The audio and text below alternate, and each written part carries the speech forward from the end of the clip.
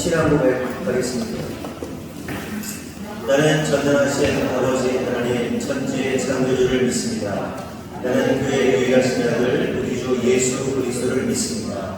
그는 성령으로 잉태되어 동정녀 마리아에게 나시고 본디오 빌라도에게 고난을 받아 십자가에 못 박혀 죽으시고 장사된 지 사흘 만에 죽은 자 가운데서 다시 살아나셨으며 하늘에 오르시어 전능하신 아버지 하나님 우편에 앉아 계시다가 거기로부터 살아있는 자와 죽은 자를 심판하러 오십니다. 나는 성령을 믿으며 거룩한 공교회와 성도의 교제와 죄를 용서하는 것과 몸의 부활과 영생을 믿습니다. 아멘. 우리 함께 찬양하겠습니다.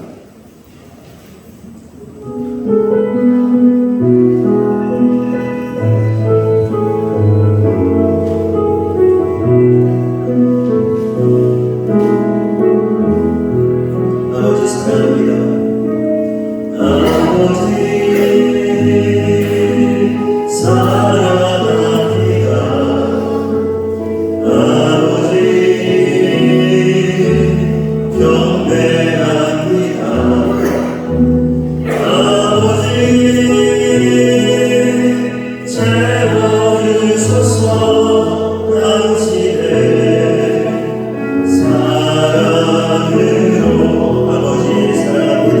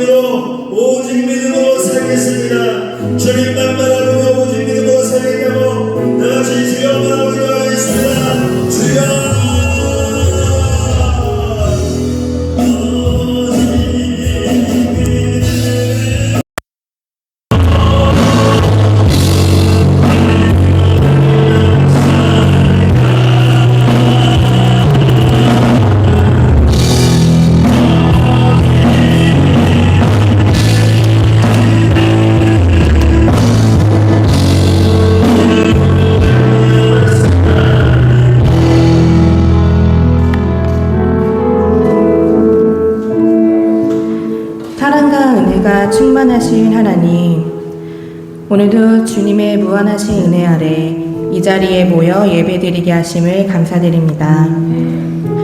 9월임에도 불구하고 이례적인 폭염과 늦더위로 몸과 마음이 지쳐가는 와중에 비를 내려주셔서 선선한 날씨를 허락하여 주심을 감사합니다.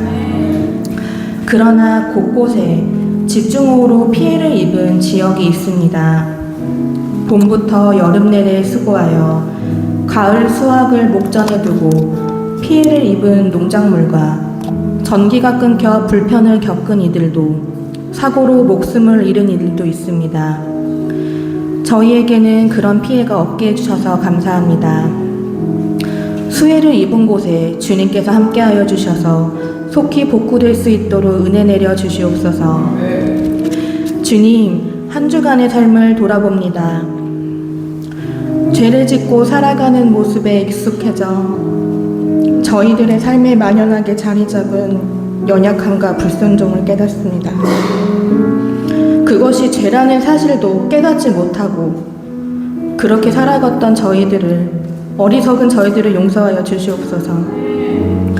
주님 앞에 죄의 짐을 내려놓지 못하고 내 힘과 열심으로 살아가려 했던 그 교만과 이기심으로 가득했던 저희를 용서하여 주시옵소서.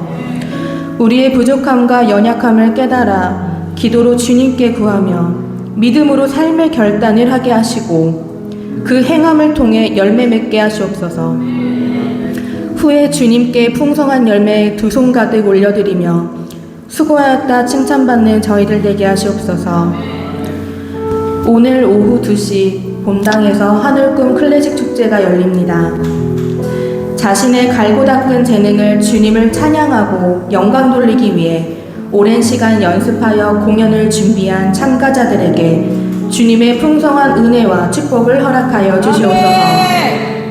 참가자들이 준비한 공연을 올려드릴 때 성령님께서 함께 하시어 최고의 컨디션으로 떨지 않고 담대하게 연습을 뛰어넘는 최고의 기량으로 무대를 장악할 수 있게 하시옵소서. 준비한 자, 듣는 자들 모두 감동받아 주님의 영광을 찬양하는 삶이 최고의 행복임을 깨닫게 하시옵소서. 앞으로 예비되어 있는 교회 행사 준비와 절기 준비 또한 주님의 은혜 속에 감사와 찬양으로 기쁨으로 준비하고 참여할 수 있게 하시옵소서. 또한 그렇게 전심으로 기뻐하며 준비한 자들에게 복의 복을 더하여 주시옵소서. 축제 공연 관람 이후에 있을 바베큐 파티에 성도들이 기쁨으로 함께 교제하며 주님의 사랑을 이웃들과 나누며 깊이 체험하는 시간 되게 하시옵소서. 바베큐 파티 진행에 차질이 없도록 오후에는 비구름을 거두어 주시고 선선한 바람 허락하여 주시옵소서. 하늘꿈 교회 다음 세대를 위해 기도드립니다. 저희의 다음 세대들에게 영원토록 변치 않는 예수 그리스도 믿음의 유산을 물려주기를 소망합니다. 예수님 잘 믿고 제대로 믿는 자녀로 성인으로 가정으로 가문으로 성장하기를 소망합니다. 예수님께서 쓰시고자 할 때 잘 준비된 영적 자녀로 군사로 신부로 사용되어지기를 원합니다. 주님의 영원한 나라의 기업의 유업을 이어받을 상속자로 세워지게 하시옵소서. 주님께서 저희를 태초의 흙으로 빚어 생기를 불어넣어 아담을 창조하신 것 같이 우리의 다음 세대들이 주님의 말씀으로 빚어지고 성령의 바람 불어넣어져 진정한 하나님의 사람으로 거듭나기를 원합니다. 우리의 마음에서 흘러나오는 악한 생각들과 죄의 습관들 끊임없이 치열하게 싸우는 자녀들 되게 하시옵소서. 주님의 보혈로 덮어주셔서 새 사람으로 거듭나게 하여 주시옵소서. 자녀들이 부모된 자의 마음을 알게 하시고 날마다 영적으로 성숙하게 자라나게 하여 주시옵소서. 부모 세대에게 지혜를 주셔서 다음 자녀 세대를 올바른 길로 잘 이끌어갈 수 있게 하시옵소서. 또한 새 생명을 잉태하고 있는 레보나 집사님의 출산 예정일이 얼마 남지 않았습니다. 주님께서 함께해 주셔서 예정일까지 아무 사고 없이 산모와 아기 모두 건강하게 출산할 수 있도록 은혜 내려 주시옵소서. 주님, 목사님을 위하여 기도드립니다. 다니엘 세우신 이호성 목사님을 축복하여 주시옵소서. 말씀을 준비하실 때 피곤치 않도록 육신의 강건함을 더하여 주시고 말씀을 선포하실 때 영과 혼의 강건함을 주시옵소서. 특히 어지러움증과 허리 통증 회복되게 하시옵소서. 목사님과 사모님께 맡겨주신 그 사역 소홀함이 없도록 그 가정에 근심과 걱정이 없게 하시고 그의 자녀된 휘민, 한비, 슬비, 눈동자처럼 보호하시고 지켜주시옵소서. 노력한 만큼 좋은 열매 보게 하시고 통찰력과 분별력을 허락하여 주시옵소서. 때에 따라 필요에 따라 훌륭한 선생님과 훌륭한 지도자 만나게 하시고 학업과 인성에 도움될 수 있는 아름답고 건강한 학창시절, 유년시절을 만들어갈 수 있는 올바른 친구들, 믿음의 동역자 만나게 하시옵소서. 주님께 드려지는 예물과 헌신이 새어나가지 않도록 목사님과 사모님의 사업장을 비롯하여 성도들의 사업관과 가정 가운데 악한 영 틈타지 못하도록 천군천사 보내시어 지키시고 보호하여 주시옵소서. 교회를 위하여 기도하는 중보 기도자들의 기도가 끊어지지 않게 하시고 봉사와 헌신의 손길 끊이지 않게 하시옵소서. 성도의 다음 세대를 넘어 그 자녀의 자녀까지 천대까지 이어지는 하나님의 축복이 흘러가기를 믿음으로 소망하오며 이 모든 것을 계획하셨고 예비하셨고 이루실 거룩하신 예수님의 이름으로 기도드렸습니다. 아멘.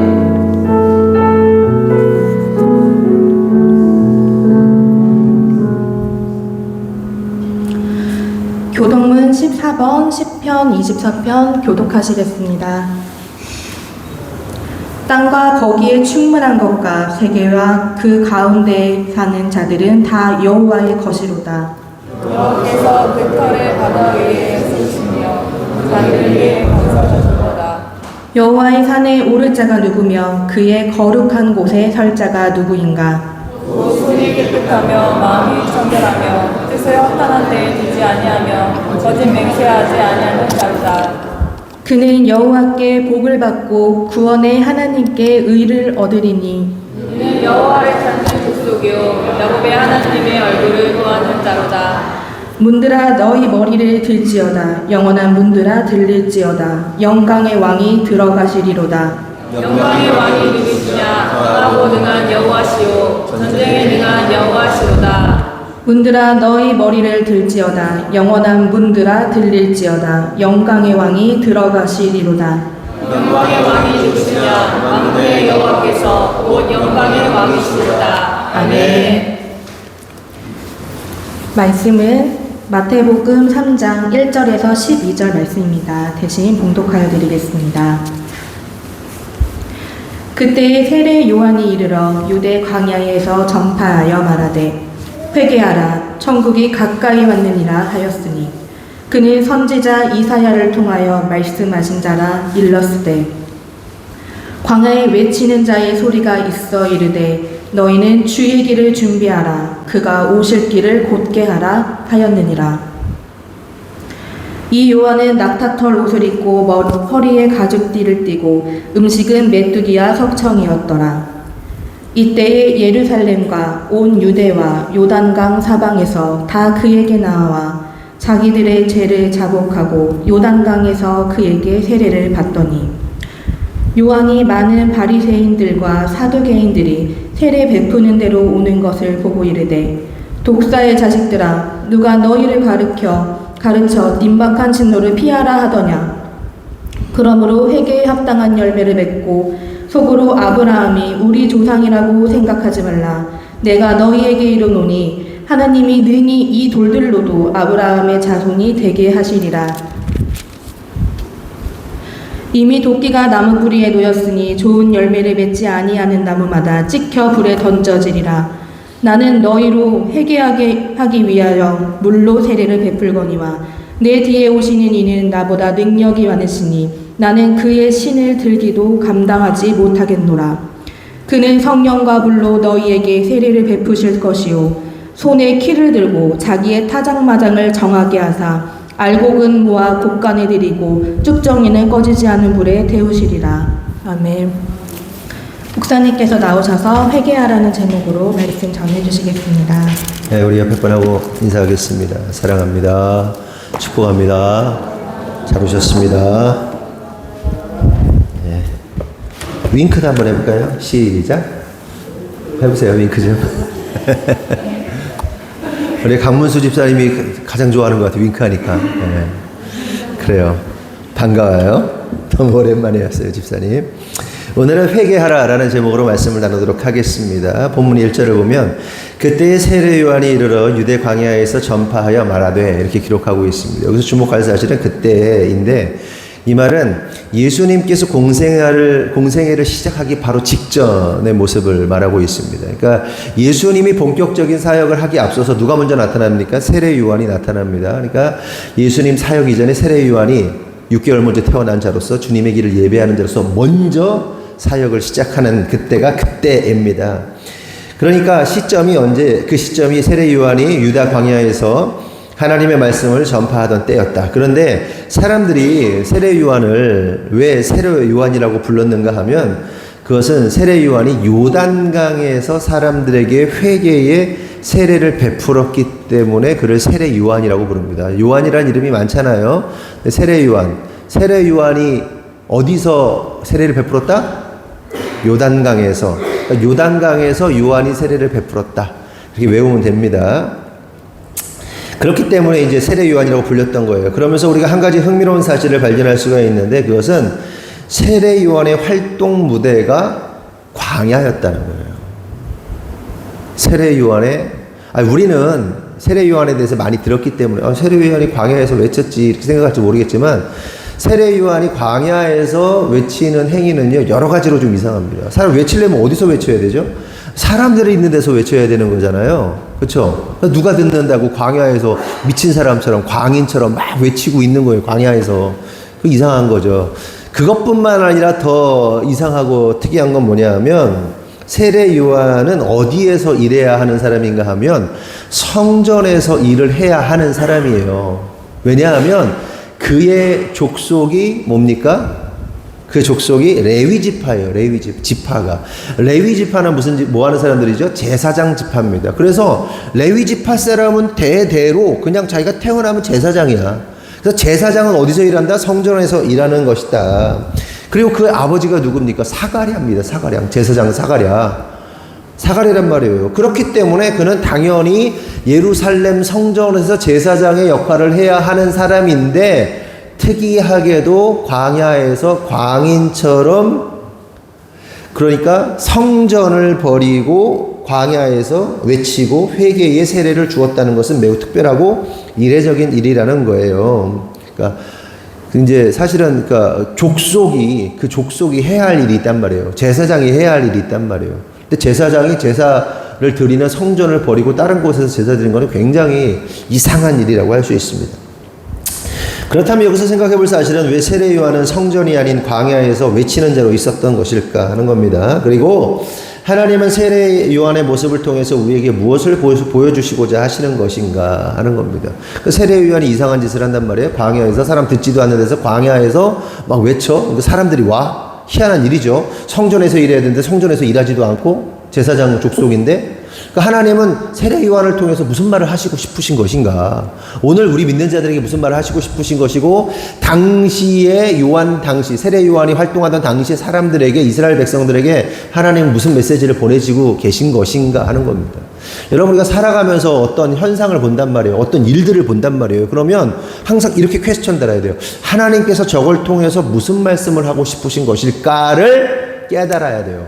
그러니까 하나님이 어떤 사건을 향해서 나는 이걸 원한다 이렇게 말하실 수도 있고, 아니면 하나님이 그 사건을 보시면서 어떤 마음을 품으실 수 있단 말이에요. 그러니까 동일한 마음을 캐치하는 게 중요하다는 거예요. 세례 요한이 왜 광야에서, 제사장이 왜 광야에서, 사람들이 없는 데서 왜, 그리고 하나님 그걸 통해서 뭘 말씀하시고 싶으신 것인가? 그것은 새로운 출애굽이 시작될 것을 세례 요한의 모습을 통해서 암시하는 거예요. 이게 무슨 말이냐? 이스라엘 백성들이 타락한 애굽에서 빠져나와 광야를 거쳐 약속의 땅으로 들어간 것처럼, 모세 때 그랬잖아요. 이스라엘과 열방이 타락한 애굽과 같은 예루살렘을 떠나 광야를 거쳐 약속의 종착점인 예수 그리스도로 가야 함을 요한의 광야를 통해서 보여주고 있는 거예요. 그러니까 모세 때에 어떻게 합니까? 애굽이 타락한 세상이잖아요. 애굽은 마귀의 세상이고 사단에게 속한 세상이란 말이에요. 그 속에서 하나님께서 이스라엘 백성들을 건져내셨단 말이에요. 그걸 출애굽이란 말이에요. 광야를 거쳐서 어떻게 돼요? 약속의 땅 가나안으로 들어간단 말이에요. 이게 구원의 하나님의 역사란 말이에요. 구원의 레파토리란 말이에요. 그런데 그 역사를 다시 한번 일으키는 거예요. 누굴 통해서? 세례 요한을 통해서, 광야라는 곳에서. 그럼 여러분, 그 당시에 타락한 현장이 어디였습니까? 예루살렘 성전이었어요. 예루살렘 성전. 유대인들과 제사장들과 서기관들과 이런 사람들을 하나님께서 예수님께서 뭐라고 해요? 독사의 새끼들이라고 그래요. 그 타락한 예루살렘으로부터 제사장인 그 사람이 나온 거야, 광야로. 이스라엘 백성들을 그 타락한 예루살렘 성전에서 꺼내서 광야로 부르는 거예요. 그리고 어디로 인도하는 거예요? 천국으로. 천국이 누구야? 예수 그리스도.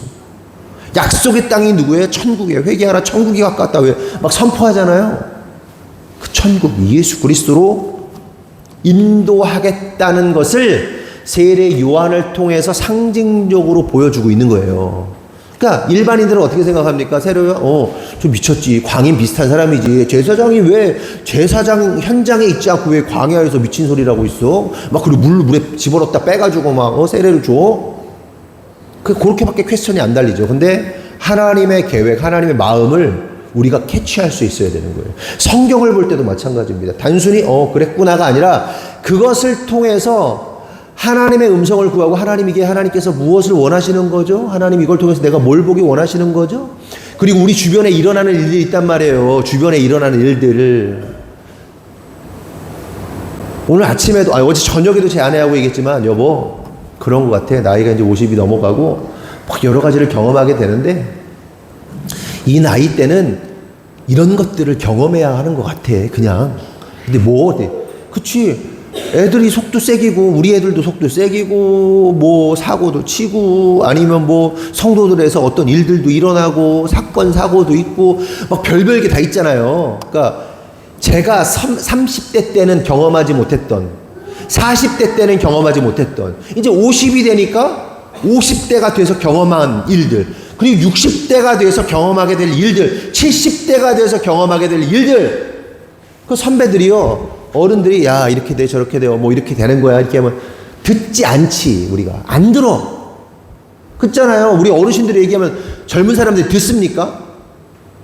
좀 나이가 좀 먹으면, 이제 좀 들리기 시작하지, 조금씩 들리기 시작하겠지. 근데 그걸요, 다 경험해야 되는 거예요, 그냥. 경험해야 끝나는 거예요. 경험해야. 제가 무슨 얘기 하다가 이렇게 했는지 모르겠지만, 갑자기 생각나서 하는 얘기인데. 어쨌든, 세례 요한이 예루살렘 성전이 아닌 광야에서 새로운 출애굽의 역사를 외쳤다고 보면 돼요. 그러니까, 패러다임이 전환된 거예요. 이스라엘 백성에게 구원은 뭐였습니까? 율법이었어요. 그런데 예수 그리스도라는 패러다임이 바뀌죠. 구원의 툴이 바뀐단 말이에요. 구원받은 것으로 끝나는 것이 아니라 예수님이 죽으시고 부활하시고 우리의 미션이 뭐예요? 구원받으러 끝나는 것이 아니라 나라와 민족과 일반 가운데 제자화하는 것이 패러다임이 전환되는 거예요. 그렇다면 계속해서 살펴볼 것은 새로운 출애굽의 역사를 위해 세례 요한이 했던 사역은 뭐냐 하는 겁니다. 관련하여 마태복음 3장 2절 3절을 보면 다 같이 한번 보겠습니다. 시작.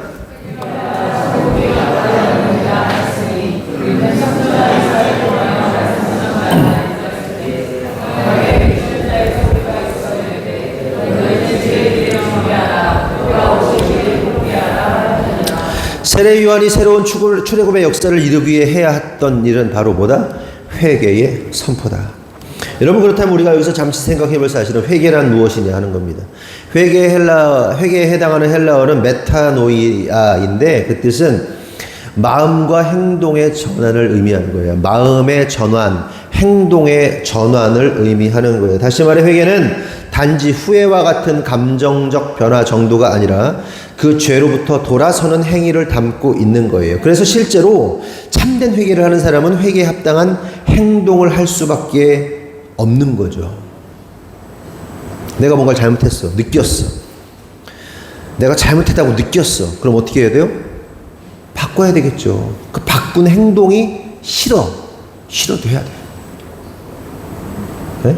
요즘에 읽진 않았지만 뜨는 책 제목 뭐예요? 뭐죠? 태도가 뭐지? 에?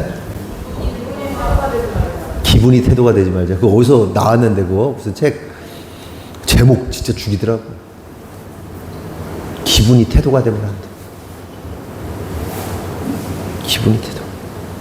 내 기분이 그렇지 않아도 태도를 그렇게 하면 안 돼. 회개도 마찬가지로 회개했잖아요. 근데 회개했는데 사람이라는 게 얼마나 미련해요. 회개했음에도 불구하고 내가 잘못된 거 알았음에도 불구하고 행동을 바꾸지 않아. 태도를 바꾸지 않아. 기분 그래 안 바뀌는 거 어쩌다 쳐. 그래도 그럼에도 불구하고 바꿔야 돼, 행동. 그 애씀이 있어야 돼요. 근데 수많은 사람들이 뭐 때문에 다 무너집니까? 기분이 태도가 되면 망하는 거예요. 기분이 태도가 되면 그거는 그 사람이 그리스도인인지 아닌지 모르겠는데 와, 책 제목 보고서는 제가 와, 야 진짜 와, 책 제목 끝내줘. 대부분의 망하는 사람들이 뭐가요? 기분이 태도가 된 사람들이 다 망하는 거예요. 바꿔야 돼. 바꿔야 돼.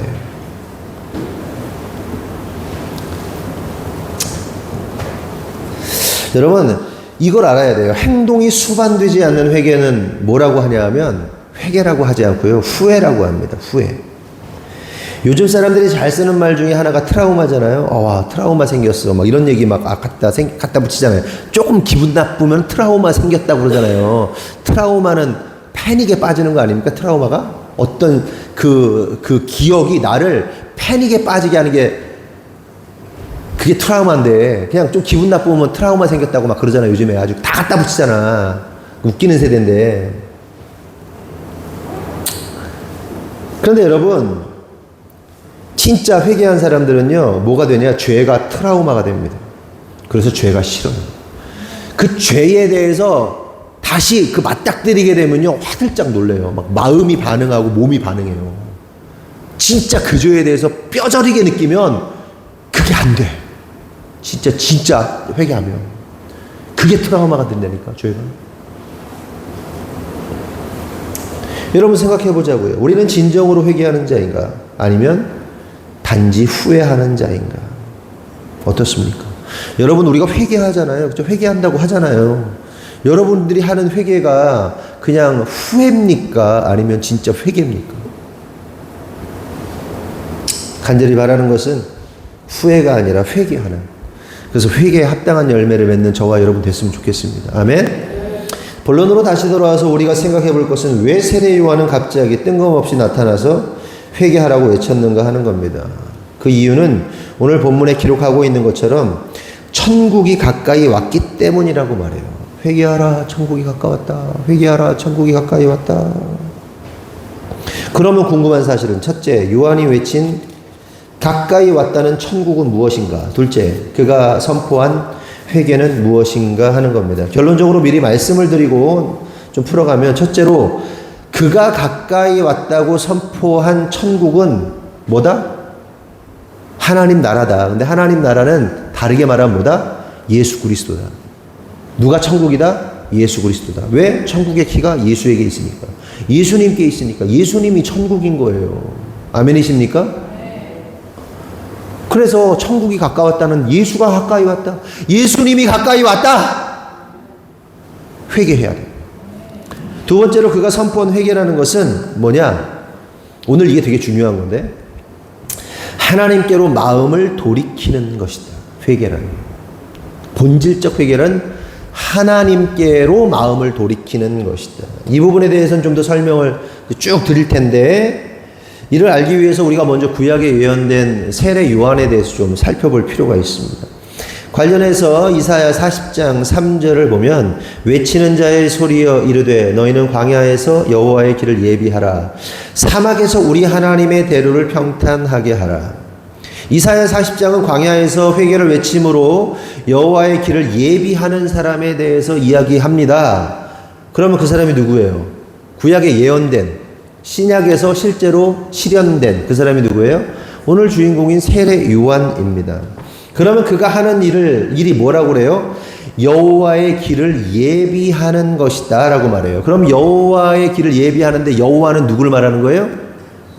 예수님인 거예요. 그러니까 이사야 40장에 예언된 말씀이 세례 요한과, 그러니까 여호와의 길을 예비하는 세례 요한과 여호와이신 예수님께서, 예수님으로 인하여 지금 오늘 본문에서 성취가 되고 있는 거예요. 바로 이후에. 여기서 우리가 깨달을 사실은, 성경은요 거짓말이 아니에요. 거짓부렁이 아니에요. 그냥 아무렇게나 그냥 씨부려댄 게 아니에요. 성경은 사실이고, 성경의 예언은 반드시 성취된다는 사실을 믿으시기를 바랍니다. 아멘? 진짜예요. 조던 피터슨이라고 있어요. 대학 교수고, 굉장히 명석한 교수고, 굉장히 이성적이고, 굉장히 철학적이고, 아주 그 깊이가 어마어마한 사람인데, 그 사람이 예수님을 믿게 된 거예요. 근데 그 사람이 지금 하는 메시지가 뭔지 아세요? 계속? 그러니까 조던 피터슨 치면 나와요. 그 사람이 했던 그냥 다 옳은 얘기들, 그냥. 너무나 옳은 얘기를. 반박 불가한 설명으로 막 설명하는데 그 사람이 예수님을 믿게 됐어요. 제가 알기로는 몇 년 전에, 한 3, 4년 전인가 믿었어요. 갑자기. 그 석학이 성경에 대해서 얘기를 하는 거예요. 그래서 무슨 그래프하고 무슨 그림을 보여주는데 제가 잘 다 이해 못했어요. 그러니까 뭐냐면 성경 구절들을 이렇게 무슨 원형 모양으로 막 무지개처럼 원형을 막 그려놓더라고요. 근데 그 말씀이 실제로 영향력을 끼치는, 그 말씀과 말씀이 연결되어 있어서 영향력을 끼치는 그래프를 또 밑으로 쭉 이 그림 이렇게 여기서 막 그리고 쭉 내려가는데 그걸 설명하는데 제가 이해도 다 못했는데 너무 어려운 얘기라 그 얘기를 하는 거예요. 그 오랜 시간 동안에 너무나 많은 저자들과 너무나 오랜 시간 동안 성경이 쓰여졌는데 그 성경의 그 각자의 그 말씀들이 하나의 일관성을 갖는다는 거예요. 다른 얘기를 안 한다는 거예요. 하나의 맥으로 명확하게 얘기를 한다는 거예요. 그게 그 사람이 하는 얘기고, 조던 피터슨이 하는 얘기가 하나님 살아계시다는 거예요. 어떻게 그럴 수 있냐는 거예요. 저자가, 우리가 예를 들어서 책을 써, 여러분이 책을 쓰는데 서로 똑같은 메시지를, 시대가 다른 수많은 사람들이 똑같은 이야기를 어떻게 하냐 이거예요. 이거는 하나님이 살아계시다는 증거다라는 거예요. 여러분, 하나님의 말씀은 반드시 성취됩니다. 이루어져요. 여러분 개개인에게 말씀하시고 약속하신 영역이 있다면, 약속이 있다면 이거 이루어집니다. 시간의 문제인 거예요. 그러면서 본문 3장 4절을 보면 요한이 어떤 인물인지를 좀 더 정확하게 표현하는 장면이 나오는데, 이 요한은 낙타털 옷을 입고 허리에 가죽띠를 띠고 음식은 메뚜기와 석청이었더라. 요한은 낙타털 옷 입고 허리에 가죽띠 띠고 메뚜기 석청 먹던 사람이었습니다. 그런데 흥미로운 사실은 이 모습이 사실은 구약의 선지자 한 명 원탑 뽑으려면 누구예요? 엘리야죠. 엘리야의 모습이라는 겁니다. 한마디로 세례 요한과 엘리야가요 도플갱어예요. 도플갱어, 똑같은 사람입니다. 열왕기하 1장 8절을 보면 엘리야에 대해서 이렇게 기록합니다. 그들이 그에게 대답하되 그는 털이 많은 사람이라 허리에 가죽띠를 띄었더이다 하니 왕이 이르되 그는 디셉 사람 엘리야로다. 여기서 엘리야에 대해서 털이 많은 사람이다 라고 기록하고 있는데요, 다른 번역본들을 보면 뭐라고 기록하냐, 털옷을 입은 사람이다 이렇게 기록해요. 그러니까 실제로 엘리야가 털이 막 북슬북슬 많이 나는지 모르겠는데, 그러니까 그 사람이 사실은 털옷을 입은 사람이다 이렇게 얘기해요.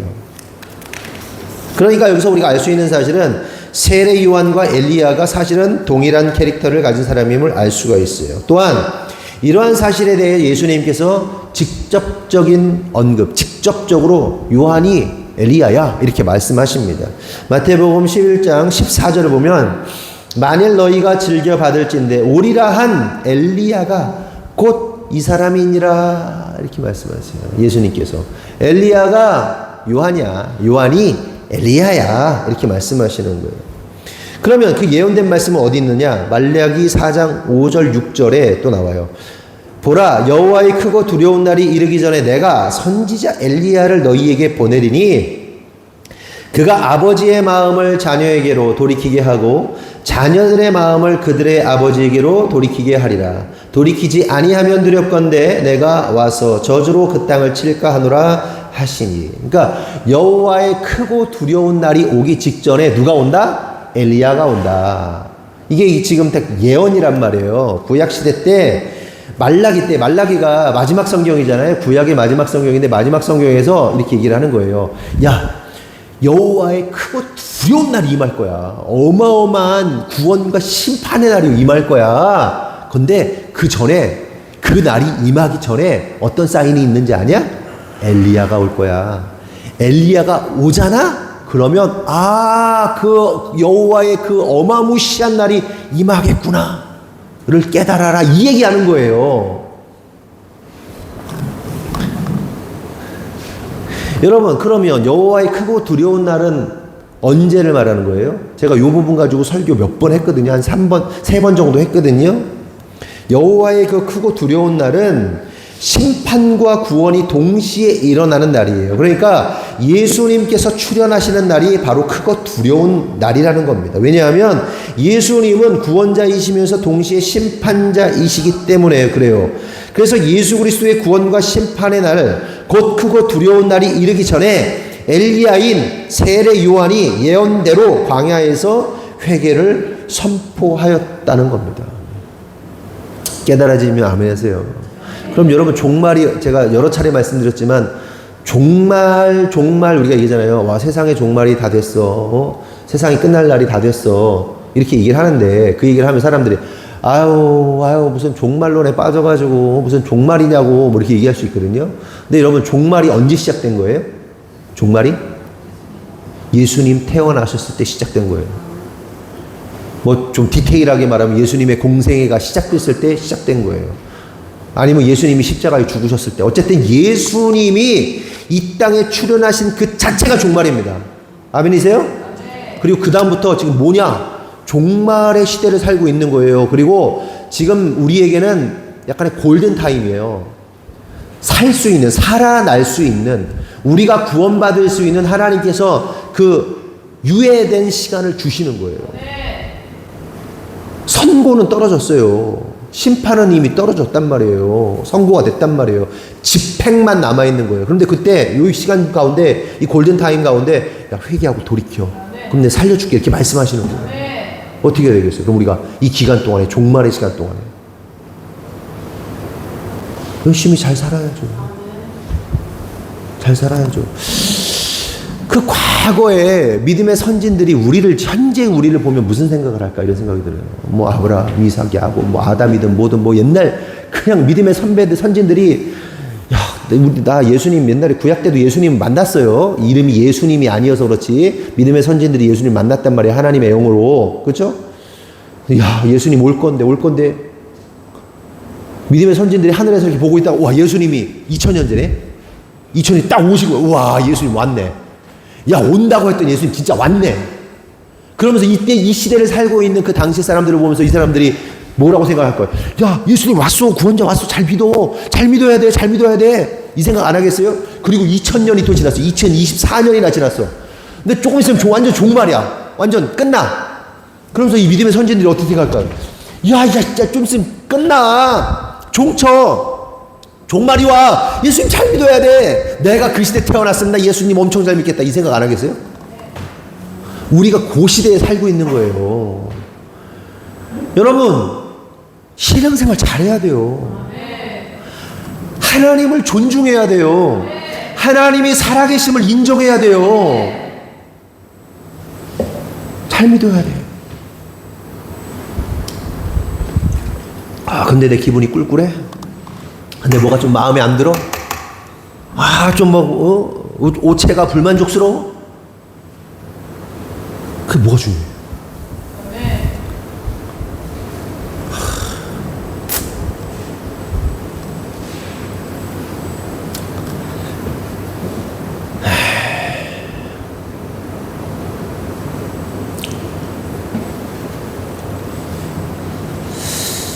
결국 제가 하려는 말은 엘리야가 누구다? 세례 요한이다.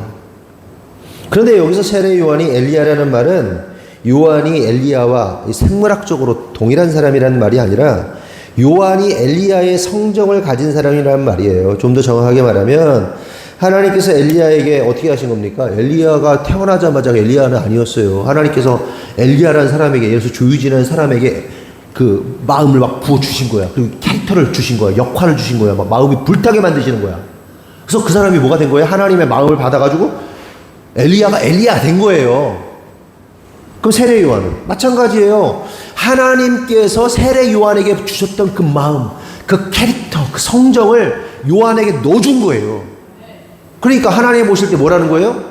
야, 요한이 엘리야야. 이렇게 말씀하시는 거예요. 생물학적으로는 달라요. 이해되시죠? 근데 오늘날에도 동일해요. 하나님이 엘리야의 마음을 누군가에게 부어주면 그 사람이 엘리야처럼 사는 거예요. 막 미쳐날 때 사는 거예요. 막 지르면서 막 싸우면서 막 갈등하면서. 어떤 사람에게는 어떠한 성정을 부어주시고, 어떠한 사람에게는 뭐 모세의 성정을 부어주고, 어떤 사람은 엘리야의, 어떤 사람은 엘리사의, 어떤 사람은 또 뭐 어떤 마음을 막 부어주셔. 하나님께서 막 그 종들에게, 성도들에게. 그럼 그 마음 받은 사람은 견딜 수 없어서 그렇게 사는 거예요. 좀 죄송한 얘기인데 요즘에 제 아내가 요즘에 폭주기관차 같아가지고 제가 살살해. 막 아플까봐 나는. 근데 이 사람이 막 못 견디는 거야. 막 그 안타까운 성도들의 모습을 보면서 막 못 견디는 거야. 막 밤이고 낮이고 폭주해. 아 제발 이거 좀. 그 마음을 이해해요. 그 마음을 100번 이해해요. 어떻게 하나님이 그렇게 부어주셨는데.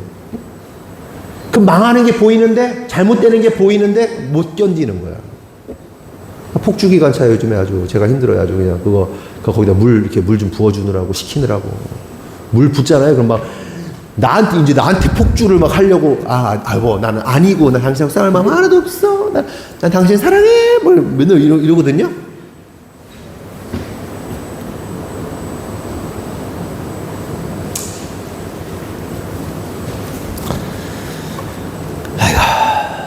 어디까지 했냐?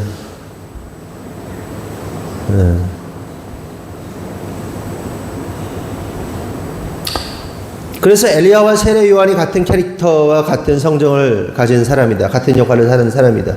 그럼 여기서 궁금한 것은 엘리야인 요한이 한 일이 무엇인가 하는 겁니다. 다시 말해서 회개를 외치는 것이 세례 요한의 사역이었는데 구체적으로 무엇을 외치고 무엇을 촉구하였는가 하는 겁니다. 그 답은 말라기 4장 6절. 그가 아버지의 마음을 자녀에게로 돌이키게 하고 자녀들의 마음을 그들의 아버지에게로 돌이키게 하리라. 여기서 우리가 알 수 있는 사실은 엘리야와 요한이, 세례 요한이 회개하라고 외치면서 촉구한 것은 자녀들의 마음을 하나님 아버지께로 돌이키게 하는 것이었다는 거예요. 여러분, 하나님은 자녀들을 향해서 그 마음을 뭐 돌이킬 게 없어요. 하나님은 그냥 끊임없이 자녀들을 사랑하시고 바라보시고 지켜보세요. 돌이켜야 할 사람은 오직 자식들밖에 없습니다. 그래서 요한이나 엘리야가 했던 거 뭐냐면 자녀들이 하나님으로부터 마음이 떠난 자녀들을 하나님으로 마음이 향하도록 돌이키는 그 촉구를 했던 거예요. 촉구를. 여기서 우리가 깨달을 매우 중요한 오늘 말씀의 핵심입니다. 그것은 회개라는 것은 하나님으로부터 떠났던 마음을 돌이키는 거예요. 이것이 본질적 회개입니다. 다시 말씀드려요. 회개란 하나님 아버지로부터 떠났던 마음을 하나님 아버지께로 돌이키는 것이 본질적 회개다. 성도 여러분, 우리가 살아가면서 때때로 죄를 짓죠. 그래서 하나님 오늘 이걸 잘못했어요. 하나님 이걸 잘못했어요. 하나님 화내지 말아야 돼요. 화냈어요. 하나님 제가 뭐 도둑질하면 안 되는데 남의 물건을 살짝 손댔어요. 뭐 아니면 뭐 속였어요. 아니면 뭐 사기쳤어요. 아니면 뭐 도박했어요. 아니면 뭐 음란물을 봤어요. 뭐 또 뭐 있어. 뭐 하여튼간 뭐 친구들을 이간질했어요. 어쩌고 저쩌고 회개하죠. 잘못했어요. 고백합니다. 이것도 회개죠. 하지만 깨달을 사실은 본질적 회개는 뭐다? 하나님으로부터 떠난 마음을 돌이키는 것이다. 그런데 만약 나의 마음을 하나님께로 돌이키지 않고 하나님 편에 서지도 않은 상태에서 자기가 뭔가 잘못했다고 비는 것은 진정한 회개가 될 수 없다. 마치 오늘 본문에 등장하는 유대인들, 서기관들, 제사장들처럼 심판이나 피하려고 자기의 잘못을 떠들어대는 것. 그건 회개가 아니다. 이해했어요? 무슨 말인지?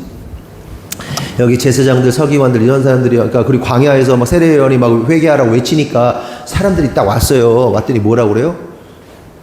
독사이 새끼들아, 독사이 자식들아, 임박한 심판을 피하려고 지금 그러는 거야? 이게 무슨 얘기냐면 네가 하나님께로 돌아오지도 않으면서 지금 네가 잘못한 거 생각나니까 어떻게든 심판 안 받으려고 지금 회개하고 있는 거잖아. 그 회개 아니야, 이 독사이 새끼들아. 이 얘기하는 거예요. 이해됐어요? 마음을 돌이키라는 거예요. 그러면 생각해 보자고요. 저와 여러분은 진짜 회개하는 자인가? 아니면 그 임박한 진노를 피하기 위해서 그 자기 죄책감 돌려고 나 이거 잘못했어요, 저거 잘못했어요 라고 떠들어대는 인간인가 하는 겁니다. 나는 참된 회개를 했는가? 하나님께로 마음을 돌리고 하나님의 편에 서서 그렇게 하나님께로 돌아오는 회개를 했는가? 아니면 심판이나 피하려고 벌함받으려고 하나님 앞에서 하나님 마음과 상관없는 넋두리나 늘어놓고 있는 모습은 아닌가 하는 겁니다. 여러분, 탕자의 비유를 보세요. 탕자가 어떻게 해요? 아버지 재산 받아다가 딱 떠납니다. 떠나요. 아버지로부터 몸과 마음이 떠났어요. 그냥 드라이하게 봅시다. 아버지, 나 유산 줄 거잖아요. 미리 받았어. 그게 죄예요? 그냥 엄밀히 따지면? 아버지 달라, 유산 좀 미리 주세요. 그게 죄예요? 건조하게 보면 죄도 아니에요. 그냥 받아가지고 나간 거야. 그래, 살아. 투자금 좀 미리 주세요. 좀 투자 좀 하고. 받아가지고 나간 거야. 그거는요, 드라이하게 보면 죄가 아니에요. 근데 여기서 뭐를 죄라고 그러냐면, 아버지로부터 몸과 마음이 떠난 게 죄라는 거예요. 예? 아버지로부터 몸과 마음이 돌아선 게 죄란 말이에요. 그래서 세례 요한이 그걸 돌리겠다는 거예요. 근데 그럼 그가 어떻게 해요? 몸과 마음이 떠났던 탕자가 돌아와, 아버지한테. 아버지, 우리 아버지는 뭐 이런 분이 있습니다. 그래서 돌아가, 아버지 잘못했어. 몸과 마음이 돌아오는 게 뭐라고? 회개라고. 뭐 탕자가 무슨 사기를 쳤어요, 뭐 남한테 피해를 줬어요, 호구당한 거지 그냥 탕진하고. 그거 말고 무슨 죄를 그렇게 졌냐고. 근데 떠나는 게 아버지로부터 아버지와 다른 마음을 갖고 아버지와 다른 생각을 갖는 게 죄란 말이에요. 큰형을 봅시다. 큰아들. 아버지와 함께 있었어요. 몸은 함께 있었는데 뭐가 달라요? 마음이 달라. 돌아오면 아버지의 마음으로 같이 품어야 되는데 돌아오니까요, 막 뿔따구가 나는 거야. 막 짜증이 나는 거야. 아버지가 막 이렇게 받아주자, 잘해준다. 아니, 나 진짜 저 새끼는 못 받아들이겠어요. 꼴통 부려. 개꼴통 부려. 아버지의 마음을 이해하지 못하고 완전 개꼴통을 부려. 그게 뭐다? 죄다. 그게 범죄예요. 그게 범죄한 상태라고요. 다른 게 죄가 아니에요. 여러분, 자녀들 잘 들으세요. 니네들이 막 무슨 사고를 치고 그것도 죄지. 근데 진짜 엄마 아빠가, 부모가 힘들어하는 게 뭔지 아냐? 나와 다른 생각을 가지고 완전히 돌아서는 거. 마음을 완전히 돌이켜 막 가는 거. 그게 끝나는 거예요. 그게.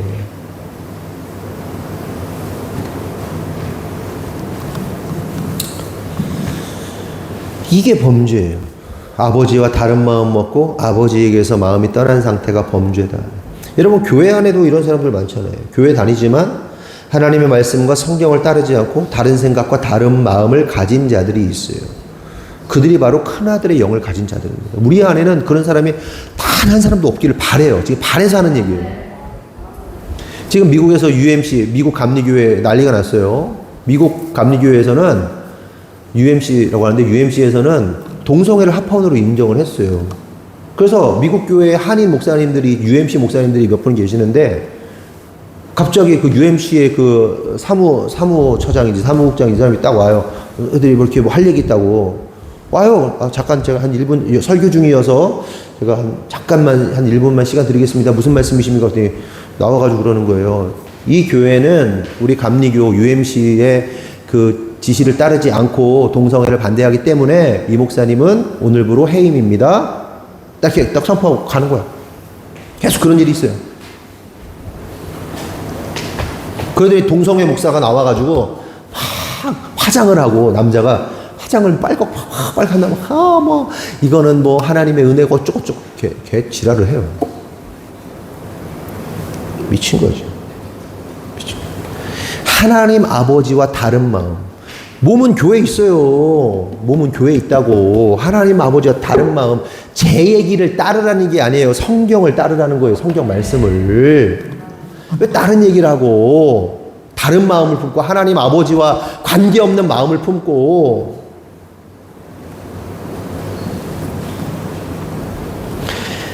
예수님 당시 바리새인들, 사두개인들, 서기관, 제사장들이 바로 이러한 자들이었다. 그렇다면 생각해 볼 사실은, 이렇게 큰아들의 영을 가진 자들, 하나님과 함께 하면서도 하나님과 다른 생각, 다른 마음을 가진 자들에 대해서 하나님은 어떻게 생각하시는가? 세례 요한이 뭐라고 그래요? 마태복음 3장 7절. 요한이 많은 바리새인들과 사두개인들이 세례 베푸는 대로 오는 것을 보고 이르되 독사의 자식들아 누가 너희를 가르쳐 임박한 진노를 피하라 하더냐 이렇게 말해요. 독사의 자식이라고 그래요. 예수님은 마태복음 23장 33절 뱀들아 독사의 새끼들아 너희가 어떻게 지옥의 판결을 피하겠느냐라고 말씀하십니다. 똑같은 얘기하죠. 요한은 독사의 자식, 예수님은 독사의 새끼. 성도 여러분, 이를 통해 깨달을 사실이 있어요. 그것은 몸이 아무리 하나님과 있다 하더라도, 교회 안에 있더라도 임박한 진노나 피하려고 하는 회개는, 그렇게 하나님과 다른 마음을 가진 자들은, 하나님의 편에 서지 않은 자들은 그들이 바로 독사의 자식, 독사의 새끼들이라는 거예요. 이해되세요? 그럼 나를 보자고. 나 목사인 나는 독사의 새끼는 아닌가? 독사의 새끼가 되기 가장 아주 뭐랄까요, 빠지기 쉬운 사람이, 가장 교만해질 수 있는 사람이 목사잖아요. 그렇죠? 내가 독사의 새끼 같은데, 나 진짜 독사 새끼 같은데. 독사가 뭐예요? 뱀이죠. 뱀이 누구예요? 마귀란 말이에요. 네 마귀 새끼야. 이 쌍놈의 마귀 새끼들아 얘기하는 거거든요. 예수님께서. 예수님 당시에 그 종교인들처럼 내가 독사 새끼는 아닌가, 제가 저를 스스로 생각해봐요. 그럼 여러분들 스스로 한번 생각해보죠. 여러분은 하나님 편에 서 있어요? 하나님 마음의 편에 서 있습니까? 하나님 마음을 알려고 해요? 아니, 하나님은 둘째치고 안 보이니까 여러분들에게, 애들아 생각해봐. 니네는 부모의 마음을 살필 생각이 있니? 부모가 아무리 나쁜 부모, 아무리 못 배운 부모, 아무리 돈 없는 부모라도 부모는 부모야. 부모는 누구보다 니네를 사랑하는 사람이 부모야. 믿냐? 깨달아지냐? 깨달아지는 자식들만 오른손 들고 아멘 해. 현실 왜 손 이렇게 들어? 다시 기회 줄 거예요. 부모님이 나를 사랑한다는 사실을 믿는 사람만 오른손 들고 아멘 해요. 부모가 니네 망치고 싶어가지고 니네한테 막 혼내고 막 쥐잡듯이 잡냐? 아니야. 사랑해. 그 누구보다 사랑해. 목사님이나 사모님이 니네한테 아무 말 안 해도 돼. 근데 그냥 사모님이 쥐잡듯이 니네 잡지? 왜 그럴까? 애정이 많아서 그래. 애정이 없으면요, 어떻게 해요? 냅둬. 저러다 마음대로 살다 뒤지게 그냥 냅둬. 에? 특별히 사모님은 그런 사람이야. 특별히 더 그래. 왜? 여기 이노엘 집사님이 그랬어. 나 뒤지라고 그래. 뒤어지라고 그래. 근데 던지는 사람이야. 그런데 그 누구보다 사랑하는 거야. 사랑하기 때문에 어쩔 수 없어. 미워서 그러는 게 아니야. 예수님께서 독사의 새끼들이라고 말할 수밖에 없었던 이유가 뭘까요? 진짜 돌아오기를 바라는 거야, 그들이.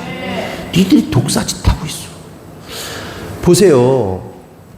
우리가 생각하고 행동하는 것들이 진짜 하나님을 배려하는 마음이 있는가? 하나님이 지금 뭘 원하시는가에 대한 생각이 있냔 말이에요. 그러니까 그 얘기 하다 말았지만, 하나님은 둘째 치고 니네 부모님들이 무슨 생각을 하고 니네들에게 그 얘기를 하는지 생각이나 하냔 말이에요. 부모 마음 아무 상관없어? 니네들이 독사의 새끼들이야. 악마 새끼들이더라고, 니네가. 어른들도 마찬가지예요. 하나님을 마음에 두지 않고, 하나님의 마음 관심 없고, 독사의 새끼들이라고. 목사인 저라도 하나님에 대해서 아무 생각 없어? 내가 악마 새끼고 독사 새끼라고, 내가.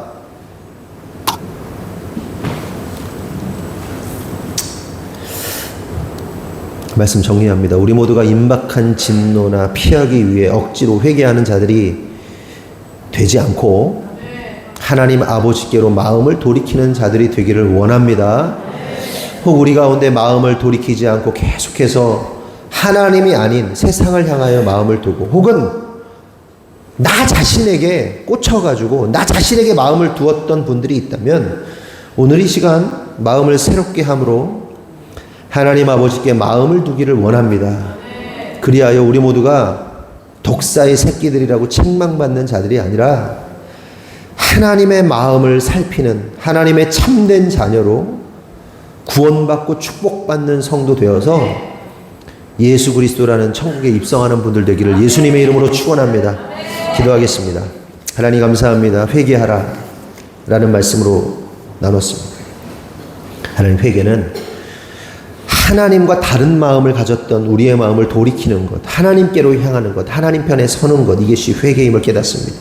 그러나 우리가 회개한다고 하지만 때로는 후회 정도 하고, 회개한다고 했지만 행동하지 않고, 혹은 그 임박한 진노를 피하기 위해서 죄책감 드러내려고 회개하는 그런 어리석은 자들이 아닌가 생각해 보게 됩니다. 하나님, 이 시간 간절히 원하오니 우리 모든 성도들이 참된 회개로 하나님 마음을 헤아리고 하나님 편에 서는 참된 회개자들 될 수 있도록 인도하여 주시옵소서. 주님께서 이루실 줄 믿사옵고 예수님의 이름으로 기도합니다. 아멘. 특별히 광고는 오늘 설거지는 임민정, 박다솜, 강경모, 유아영 성도님, 다음 주 강성규, 이미연, 박혜린, 박혜연 성도님, 대표 기도는 박다솜 집사님입니다. 그리고 2시에 그 클래식 축제가 있습니다. 준비해서 헌금 해주시고요. 시간을 조금 세이브 해야 돼서 오늘은 국수니까 국수 먹고 광고 할 거예요?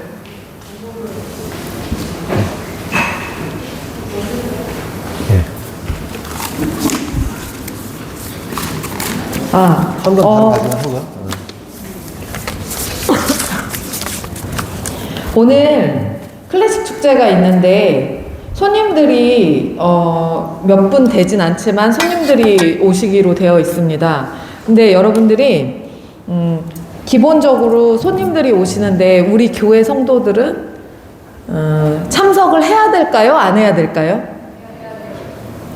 안 해도 되겠지라고 생각하신 분이 계실까요? 안 계실까요? 계실 수도 있어요. 하지만 만약에 계셨다면, 이미 어쩔 수 없이 일정이 잡혀 있다든지, 뺄 수 없는 어떤 상황이다. 아니면 오늘 상견례가 있다. 예. 이런 거를 제외하고는, 애를 낳는다, 오늘 애를 낳으러 가야 된다. 레보나 집사님처럼 자궁이 2cm가 열렸다. 아버지가 어머니가 오늘 내일 하신다. 이런 일을 제외하고는 웬만하면 참석을 같이 해주셨으면 좋겠고, 정말 열심히 준비한 성도들을 향한 존중과 배려의 마음을 담아서 좀 같이 자리를 참석해 주셔서 빛내주셨으면 좋겠습니다. 들어주는 분들이 많이 있어야 힘이 나잖아요. 그쵸? 듣는 사람이 아무도 없어요. 다 나가 있고 듣는 사람 아무도 없으면 우리가 얼마나 또 그렇겠어요?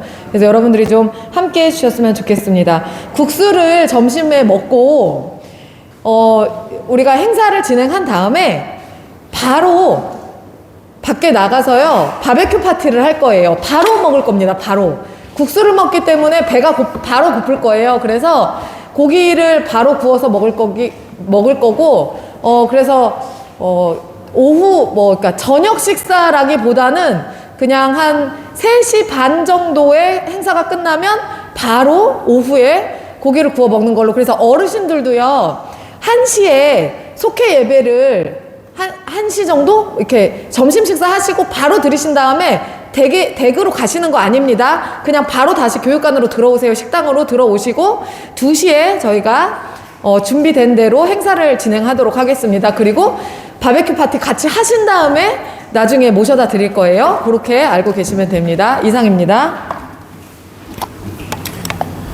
네, 주일 예물은 좀 시간 관계상 빼고요. 나머지 헌금 1000번째 현인한 김은정 집사님, 감사헌금. 하나님 아버지 감사합니다. 늘 주님의 은혜와 평강이 넘치는 삶 살아가게 해주세요. 날마다 성령 충만하고 하나님의 지혜가 넘치는 자로 성장하게 해주세요. 하나님 아버지, 다원이가 말에 능통하고 지능이 높아지게 해주세요. 예수님의 피로 덮어주셔서 회복시켜 주시옵소서. 이다원, 하나님 아버지 감사합니다. 늘 주님의 은혜와 평강이 넘치는 삶 살아가게 해주세요. 날마다 성령 충만하고 하나님의 지혜가 넘치는 자 되게 하여 주옵소서. 예수님 만나는 그날까지 오직 믿음으로 사는 자 되게 하셔서 의인이라고 칭찬받는 자 되게 해주세요. 이선영 집사님. 하나님 아버지 감사합니다. 늘 주님의 은혜와 평강이 넘치는 삶 되게 하여 주옵소서. 날마다 성령 충만하고 하나님의 지혜가 넘치는 자로 성장하게 해주세요. 조예슬 어린이. 늘 주님의 은혜와 평강이 넘치는 삶 살아가게 해주세요. 날마다 성령 충만하고 하나님의 지혜가 넘치는 자로 성장하게 해주시고 비염 심하고 성장통으로 팔다리가 아픕니다. 덜 아프고 많이 크게 해주세요. 마음 또한 바다와 같이 해주세요. 조예은. 날마다 성령 충만하고 하나님의 지혜가 넘치는 자 되게 하여 주옵소서. 조은혜.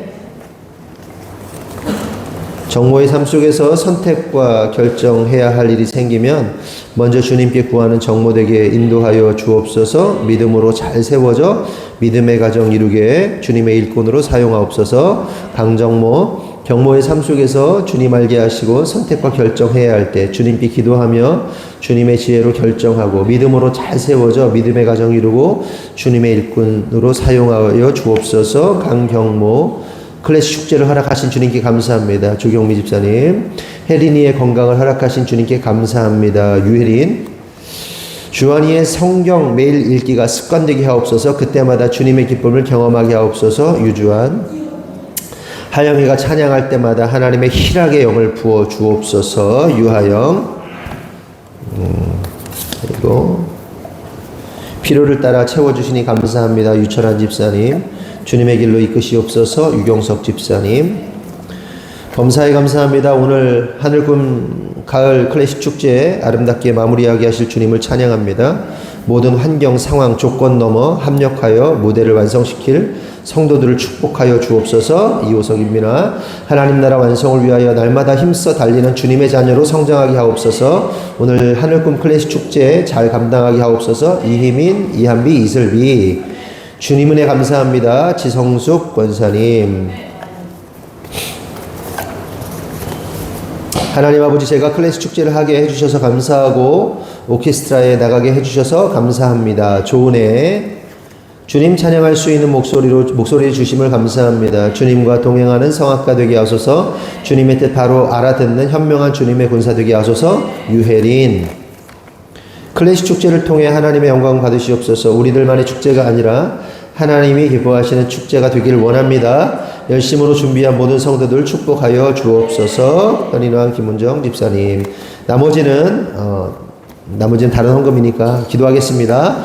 하나님 감사합니다. 우리 성도들이 주님 앞에 예물을 드렸습니다. 드린 손길마다 축복하시고 하늘의 문을 여셔서 하나님의 크고도 놀랍고도 풍성한 그 부어주심의 역사가 그들의 가정과 직장과 사업 가운데 열리게 하여 주시옵소서. 특별히 감사하며 예물을 드린 성도들의 삶 가운데 함께하여 주시고 그들의 기도 제목들처럼 하나님 오늘 클래식 축제가 하나님께 영광을 돌리고 또한 우리의 재능이 우리의 달란트가 극도로 또한 뿜어져 나와서 하나님께 영광 돌리는 시간 되게 하여 주시옵소서. 또한 각자 감사하는 그 마음들 주님 아시오니 주님께서 그 기도한 자들의 삶 가운데 하나님의 영을 부어 주셔서 기쁨의 영, 희락의 영, 하나님 성령 충만의 영을 부어 주셔서 하나님의 평강, 은혜가 넘치는 삶 살아갈 수 있도록 인도하여 주시옵소서. 육체의 고통 가운데 있는 자 있다면 치유하여 주시고 당신의 피 묻은 손으로 안수하셔서 놀라운 역사 있게 하여 주시고 또한 사업으로 직장으로 여러 가지 어려운 문제가 있는 성도 있다면 하나님 개입하셔서 깨닫게 하시고 그 깨달음을 통하여 하나님께 더욱더 마음을 돌이켜 나아가는 성도를 될 수 있도록 인도하시고 주장하여 주시옵소서. 미처 구하지 못한 것 많지만 주님께서 아시오니 주님 채워 주시옵소서. 주님께서 이루실 줄 믿사옵고 예수님의 이름으로 기도합니다. 아멘. 다 같이 일어나겠습니다. 반성의 말씀 나눕니다. 구호 준비. 더 높이 더 깊이. 아멘. 축도하겠습니다. 지금은 우리 구주 예수 그리스도의 은혜와 하나님 아버지의 무한하신 사랑과 성령님의 감화 감동 내주 역사하심이 오늘 주님의 뜻대로 살기로 결정한 모든 성도들 위해 지금으로부터 영원토록 함께 하시기를 간절히 축원하옵나이다. 아멘.